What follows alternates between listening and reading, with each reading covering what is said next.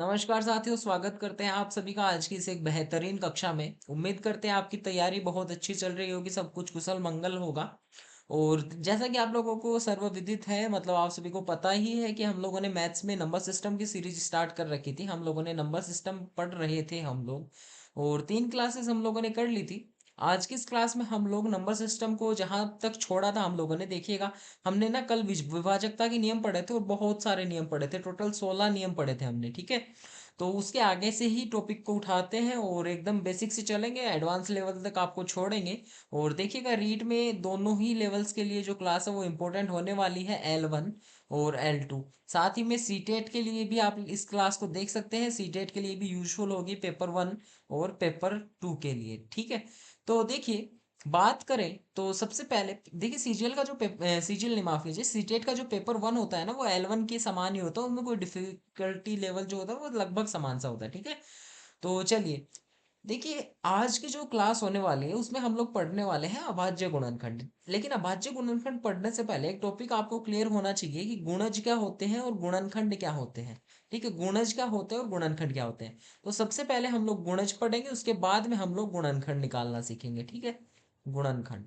तो सबसे पहले गुणज देख लेते हैं कि गुणज क्या होते हैं। देखिए, गुणज एकदम मतलब कोई एलियन चीज नहीं है, बहुत सिंपल सी चीज है। गुणज निकालने के लिए आपको क्या करना होता है कि किसी भी जिस भी संख्या के आपको गुणज निकालने हैं, जैसे मैं आपको बोलूँ 5 के गुणज निकालिए, तो 5 के गुणज अगर आपको निकालने हैं तो आप लोग सीधा सीधा 5 का पहाड़ा लिख देंगे। ठीक है, 5 का पहाड़ा लिख देंगे। गुणज का मतलब क्या होता है? गुणज का मतलब होता है कि वे संख्याएं जिनमें 5 का भाग जाता हो।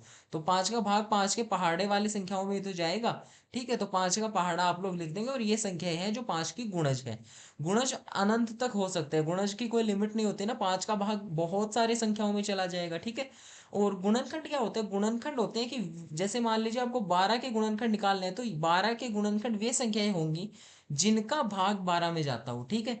जैसे मैं लिखूं गुणनखंड, गुणनखंड में हमेशा एक सम्मिलित होता है, एक का भाग हमेशा किसी भी संख्या अगर उठाएंगे तो उसमें जाएगा ही जाएगा, ठीक है। उसके बाद में मैं लिखूंगा दो, दो का भी भाग 12 में जाता है, 3 लिखूंगा, 4 लिखूंगा, 6 लिखूंगा, और फिर 12 का भाग भी 12 में चला जाएगा, ठीक है। तो गुणनखंड ये हो गए। अब देखिए, गुणनखंड जैसे 12 के टोटल कितने गुणनखंड है? 12 के टोटल कितने गुणनखंड है? 12 के गुणनखंड हो गए 3, और 3 ये 6 हो गए, ठीक है। अब आप लोगों ने बहुत ही मतलब सबसे पहले बताया होगा कि गुणनखंड कितने, मेरे बताने से पहले भी बता दिया होगा, ठीक है, कि 12 के कितने गुणनखंड होते हैं? कितने होते हैं? 6 होते हैं। लेकिन जो क्वेश्चन मार्क है ना, वो जहां लगता है, कहाँ लगता है, मतलब जब आप लोगों को कोई बड़ी संख्या दे दे। अब मैं बहुत बड़ी संख्या दे के और पूछूं कि इसके गुणनखंड बताओ, अब ये तो 12 थी, आप लोगों ने एक एक उठा के चेक कर लिया। अब मैं दे दूं 5630, अब इसका चेक करते रहो, उम्र बीत जाएगी, 3 घंटे पेपर के इसी में निकल जाएंगे, लेकिन आपको पता नहीं चलेगा कि कितने गुणनखंड है। तो इस चीज के लिए, इस प्रकार की चीजों के लिए, इस प्रकार के प्रश्नों के लिए हमें अभाज्य गुणनखंड की आवश्यकता पड़ी, ठीक है। अभाज्य गुणनखंड की आवश्यकता हम लोगों को इन चीजों के लिए पड़ी, ठीक है। तो देखिए, अभाज्य गुणनखंड होता क्या है और किस प्रकार से निकाला जाता है। मैं सबसे पहले अप्लाई 12 पे ही करके दिखाऊंगा आपको। सबसे पहले आपको मैं 12 पे ही अप्लाई करके दिखाऊंगा, क्योंकि 12 के जो गुणनखंड है वो हम लोग देख चुके हैं, तो आप लोग बेटर समझ पाएंगे। देखिए, 12 के अभाज्य गुणनखंड निकालने के लिए हम लोग क्या करेंगे। जैसे सबसे पहले अभाज्य गुणनखंड में हमेशा जो है अभाज्य संख्याएं ली जाती है, 2, 3, 5, 7, इन संख्याओं को ही हम लोग उठाएंगे, ठीक है। तो देखिए, इनमें से छोटी संख्या ढूंढिए जिसका भाग 12 में जाता हो। तो 2 का जाता है, ठीक है। 2 का भाग देंगे, 6 आएगा, वापस 2 का भाग जाएगा 3 बार। उसके बाद में देखेंगे 3 में 3 का ही भाग जाता है, तो 1 आ जाएगा, ठीक है। 3 में 3 का भाग जाता है तो 1 आ जाता है। अब इधर क्या बचा? इधर बचा 2 गुणा 2 गुणा 3, ये बचा। अब मैं इसको ऐसे भी तो लिख सकता हूँ, 2 की घात 2 गुणा 3 की घात 1, 2 की घात 2 गुणा 3 की घात 1। अब देखिए, जितने भी गुणनखंड पूछे, अगर गुणनखंडों की संख्या पूछी जाए तो आप लोग क्या करेंगे कि इस फॉर्म में जब आप लोग अभाज्य गुणनखंड निकाल लें, उसके बाद में आप लोग करेंगे कि जो अलग अलग है ना, जैसे 2 की घात 2 है, तो 2+1 लिख देंगे, जो घात में हो उसमें एक जोड़ देंगे। गुणा करेंगे अगले वाले में, इसमें एक है तो एक में एक जोड़ेंगे, ठीक है। और कुछ होता तो और भी लिखते चले जाते आगे, लेकिन इतना ही है तो ठीक है।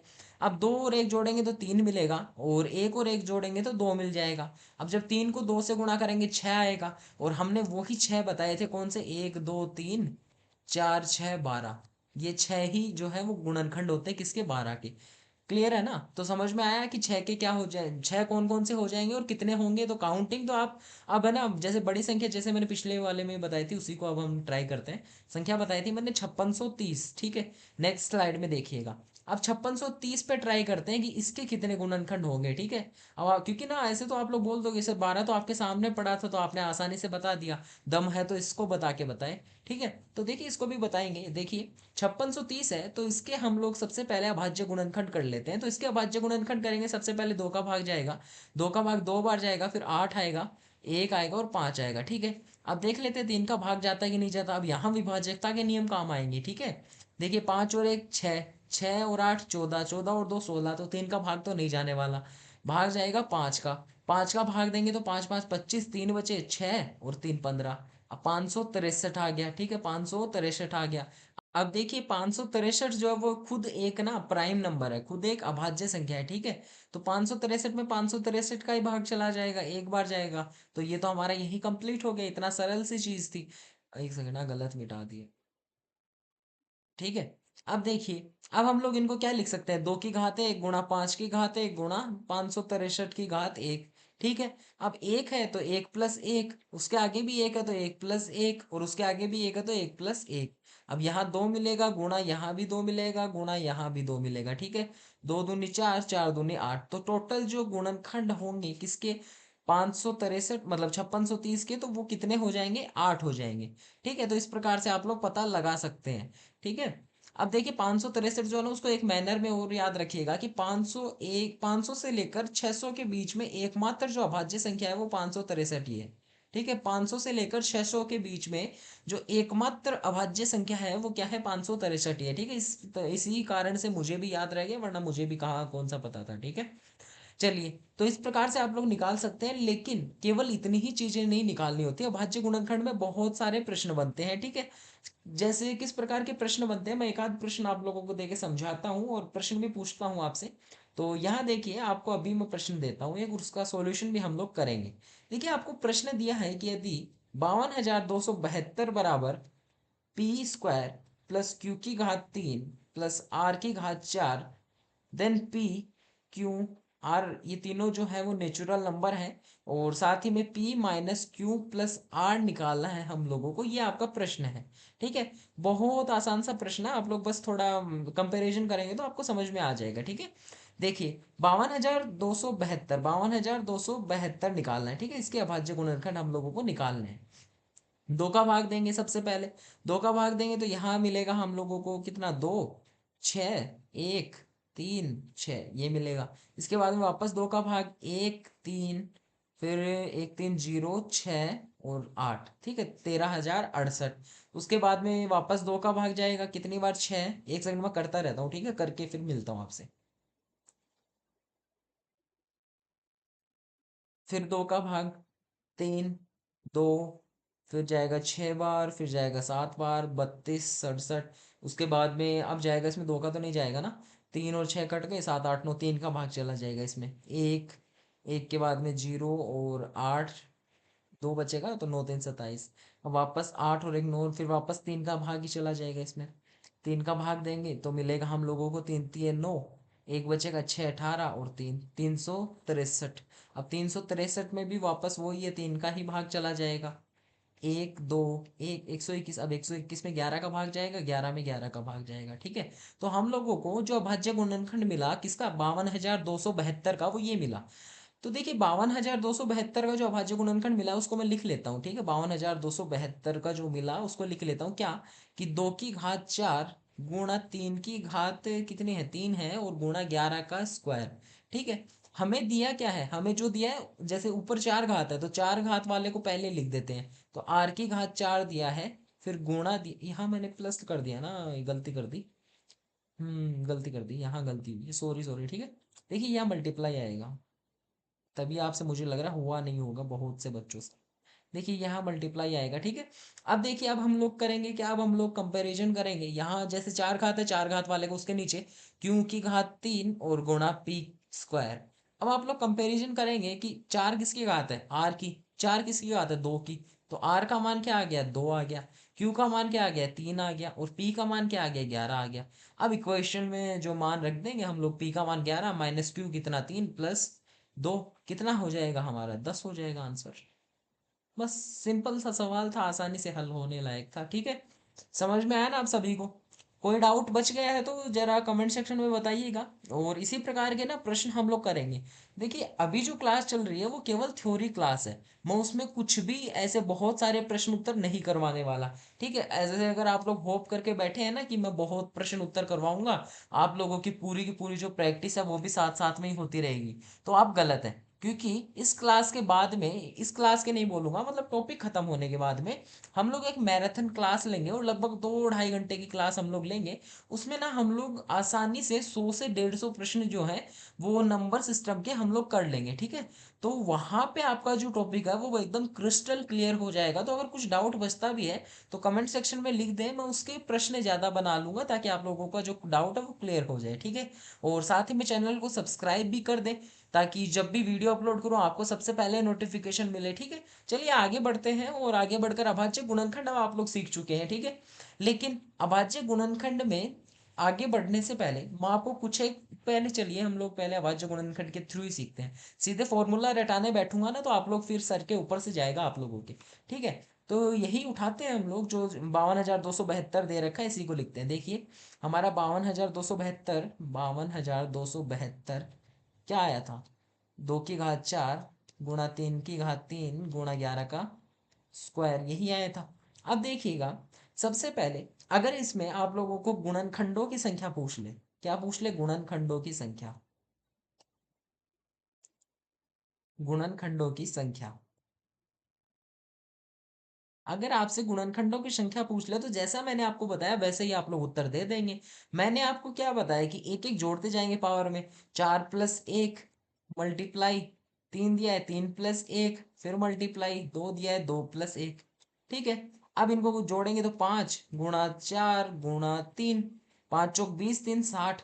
तो मतलब 52,272 की टोटल जो गुणनखंड है वो कितने हैं, 60। अब सोचो उस डरावने मंजर को, उस डरावने सपने को सोचो, अगर पेपर में प्रश्न आ गया कि 52,272 के गुणनखंडों की संख्या बताइए और आपको सूत्र नहीं आता, तो आप गिनते हुए रह जाओगे। 60 संख्याएं छोटी बात नहीं होती, 60 संख्याएं ढूंढना। ठीक है, तो आप गिनते ही रह जाओगे, प्रश्न ऑब्वियस सी बात है गलत ही होगा। ठीक है, ऑब्वियस सी बात है, सीधा सीधा बोल रहा हूँ, प्रश्न गलत होगा। अगर आपको ये जो मेथड है ये नहीं पता होगा तो वन एंड ओनली मेथड है ये। ठीक है, गुणनखंडों की संख्या ज्ञात करने का। अब देखिए अगर अभाज्य गुणनखंडों की संख्या पूछ ली जाए, अभाज्य गुणनखंडों की संख्या, गुणनखंडों की संख्या, अगर अभाज्य गुणनखंडों की संख्या पूछ ली जाए तो हम लोग किस प्रकार निकालेंगे, हम लोग निकालेंगे, इनको जोड़ना है हमें, 1 2 3 4 5 6 7 8 और 9। ठीक है, 9 हमारे जो है वो अभाज्य गुणनखंड आएंगे। ठीक है, और दूसरा तरीका भी है, जो इनकी घातें हैं इनको भी जोड़ सकते हैं, 4+3+2 कितने होते हैं, 9। तो अभाज्य गुणनखंडों की संख्या कितनी हो जाएगी, 9। अब एक चीज और होती है, विभिन्न, विभिन्न अभाज्य भाजकों की संख्या, विभिन्न अभाज्य भाजकों की संख्या अगर पूछी जाए तो आप लोग क्या करेंगे, आप लोग करेंगे कि जो नीचे दे रखे हैं, जितने प्रकार के दे रखे हैं इनको जोड़ देंगे। नीचे जितने भी प्रकार के दे रखे हैं, 3 दे रखे हैं तो 3 हो जाएंगे विभिन्न अभाज्य भाजक। ठीक है, तो 3 हमारा आंसर हो जाएगा, विभिन्न अभाज्य भाजकों की संख्या 2 3 और 11 में 3 प्रकार के आए हैं ना हमारे सामने, जैसे 2 आया है, 3 आया और 11 आया है, तो 3 हमारे जो है वो अभाज्य भाजकों की संख्या हो जाएगी। अब देखो एक बहुत बढ़िया सा कॉन्सेप्ट आता है, और कॉन्सेप्ट ये है कि अब इसमें ना प्रश्न ये पूछ ले अगर कि गुणनखंडों का योग बताओ, तो आप लोग फिर कंफ्यूज हो जाएंगे और बोलेंगे कि सर हमें तो गुणनखंड पता है 60 है, योग कैसे बता देंगे। योग भी बता देंगे, अब देखिएगा जरा गुणनखंडों की, माफ कीजिए, गुणनखंडों का योग। देखिए गुणनखंडों का योग आप लोग किस प्रकार से बताएंगे, जैसे मैं यहाँ दोबारा लिख लेता हूँ, 52,272 बराबर जो हमारे पास में आया था कि 2 की घात 4 गुणा 3 की घात 3 गुणा 11 का स्क्वायर। ठीक है, तो गुणनखंडों का योग आप इस प्रकार से बता देंगे, इसका फॉर्मूला ये है कि जो बेस हमारे पास में दे रखा है, जो हमारा बेस दे रखा है, ठीक है, उसमें जहां तक संख्याएं हैं, जहां तक संख्याएं हैं, जिस प्रकार से देखिएगा, मैं पहले आपको एक मतलब लिखता हूँ, देखिए सबसे पहले फॉर्मूला लिखता हूँ, उसके बाद में समझाता हूँ। ओके। हम लिखते हैं, जैसे कोई भी मान लीजिए अभाज्य गुणनखंड निकल के आए कि x की घात a गुणा y की घात b गुणा z की घात c। अब हम लोगों का जो गुणनखंडों का योग है वो हो जाएगा x की घात 0 प्लस x की घात 1 प्लस x की घात 2 अंटिल प्लस x की घात a, और फिर y की घात 0 प्लस y की घात 1 प्लस y की घात 2 plus plus plus plus y की घात b। उसके बाद में सेम प्रोसेस जेड की घात 0 जेड की घात 1 जेड की घात c। ठीक है, तो ये फॉर्मूला होता है। अब समझ जाएंगे आप लोग बहुत अच्छे तरीके से। जैसे 2 की घात 4 है, अब मुझे इसको जोड़ते हुए लिखना है कि 2 की घात 0, 2 की घात 1, 2 की घात 2, 2 की घात 3 और 2 की घात 4। 3 की घात दे रखी है 3, तो मुझे 3 की घात 3 तक लिखना है। 3 की घात 0, 3 की घात 1, 3 की घात 2, 3 की घात 3। ठीक है, अब जेड की घात दे रखी है कितनी, 2, 11 की घात, तो 11 की घात 0, 11 की घात 1 और 11 की घात 2। क्लियर है? अब इनको जोड़िए जरा। यहाँ पे वैल्यू निकल के आएगी 1, उसके बाद में 2, फिर 4, फिर 8, फिर 16। ठीक है, और यहाँ आएगा जी 1, 3, 9, 27, और यहाँ आएगा 1, 11, 121। ठीक है, थोड़ा डिफिकल्ट पड़ेगा बट ठीक है, तभी मैथ्स आएगी हम लोगों को जितनी कैलकुलेशन करेंगे। यहाँ पे जोड़ेंगे आप लोग तो 24, 4, 28, 29, 30, 31, 31 गुणा 27, 9 चौक 36, 37, 38, 39, 40, 40 आएगा गुणा, यहाँ मिलेगा हम लोगों को 132 और एक 133। ठीक है, 133। अब इनको सबको मल्टीप्लाई करेंगे तो जो 52,272 है उनके गुणनखंडों का योग हमारे सामने निकल के आ जाएगा, और वही हमारा आंसर हो जाएगा। मल्टीप्लाई आप लोग कर लीजिएगा। ठीक है, तो ये थे अभाज्य गुणनखंड जो हम मैंने अभी बताए। चार जो फॉर्मूले होते हैं वो आपको हमेशा याद रखने होते हैं कि सबसे पहला फॉर्मूला था किसका, विभिन्न मतलब गुणनखंडों की संख्या का। दूसरा जो फॉर्मूला मैंने आपको बताया विभिन्न अभाज्य भाजकों की संख्या। तीसरा मैंने बताया अभाज्य गुणनखंडों की संख्या। चौथा हमने देखा कि गुणनखंडों का योग क्या होता है। अब बारी आती है होमवर्क की। होमवर्क बोले तो गृह कार्य जो कि हम लोग रोज करते हैं। ठीक है, होमवर्क। ठीक है, होमवर्क मेरा ये है कि आप लोग जो चारों फॉर्मूले हैं वो चारों निकालेंगे, लेकिन जो मैं संख्याएं दे रहा हूं, पहली 8, दूसरी संख्या मैं आपको देता हूं 252, तीसरी संख्या मैं आपको देता हूं 100, और चौथी संख्या आप लोग निकाल लीजिएगा 172, और माफ कीजिए पांचवी है ना, पांचवी संख्या आप लोग निकालेंगे 256। ठीक है, और एक और आप निकाल लीजिएगा, आप निकालेगा 72 का। ठीक है, तो ये 6 जब आप लोग निकाल लेंगे तो आप एकदम पूरे जो है वो प्रो बन जाएंगे इस टॉपिक में। ठीक है, पूरा जो आपका टॉपिक है वो क्लियर हो जाएगा। समझे? तो अभाज्य गुणनखंड आज के क्लास में हम लोगों ने पढ़ा। आई नो थोड़ी बोरिंग क्लास हो सकती है बट इंटरेस्टिंग भी थी, कुछ नई चीजें भी सीखने को मिली, कुछ रिवीजन भी हुआ हम लोगों का। तो चलिए अब आगे पढ़ेंगे हम लोग कल। कल पढ़ेंगे, अभी घबराइए मत। आज का टॉपिक यही, एक एक टॉपिक करके हम लोग पूरी की पूरी मैथ्स पढ़ लेंगे, पूरी की पूरी साइकोलॉजी, पूरी की पूरी हिंदी पढ़ लेंगे। ठीक है, चैनल पे ही। तो चलिए मिलते हैं आप लोगों से कल। इसी को आगे कंटिन्यू करेंगे एक नई जोश के साथ में। चैनल को सब्सक्राइब करना मत भूलिएगा, और वीडियो देखने के लिए बेल आइकन को ऑल पे सेलेक्ट कर लीजिएगा ताकि जब भी वीडियो अपलोड करूँ आपको नोटिफिकेशन मिल जाए। और चलिए ठीक है फिर, धन्यवाद।